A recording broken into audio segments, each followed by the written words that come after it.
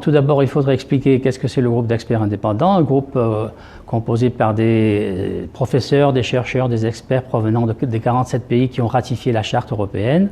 On travaille pour une période de 5 ans et nous sommes censés de produire des rapports, des études sur la requête du Congrès et aussi d'accompagner les rapporteurs dans les missions de monitoring, de fact-finding ou sur des questions spécifiques. Alors mon objectif, ce serait de dynamiser, d'engager le plus possible les experts pour délivrer un bon travail que le Congrès compte sur une assistance technique étoffée, profonde et professionnelle.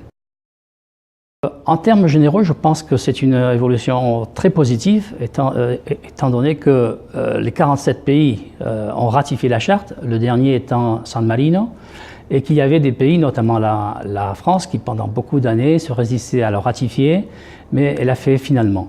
Donc la charte, c'est le seul traité international sur l'autonomie locale. Elle est ratifiée dans tous les pays membres. Et on a vu que la charte a eu un pouvoir de transformation très important du droit interne, surtout pour les pays qui ont abandonné les systèmes autoritaires et qui sont revenus dans le chemin de la démocratie, tant l'Espagne, le Portugal, comme les pays de l'Est. La charte européenne était une référence inexcusable pour construire un système d'autonomie locale qui permettrait l'épanouissement de la démocratie dans ce pays.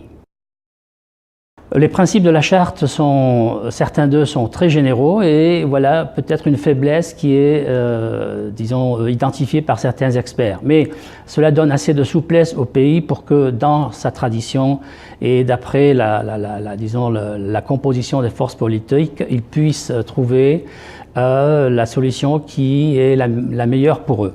Mais il y a surtout, on a détecté dans nos travaux, dans certains pays, encore un manque de reconnaissance de force obligatoire et contraignante de la charte. Alors ici, il faudrait travailler en coopération avec les pouvoirs judiciaires, peut-être faire des campagnes de communication, des cours de formation pour sensibiliser les juges et les politiciens, les décideurs, que la charte n'est pas seulement un document général, une indication, mais un traité international obligatoire. Bien sûr, certains des principes sont généraux, mais certains d'autres principes sont très, très précis.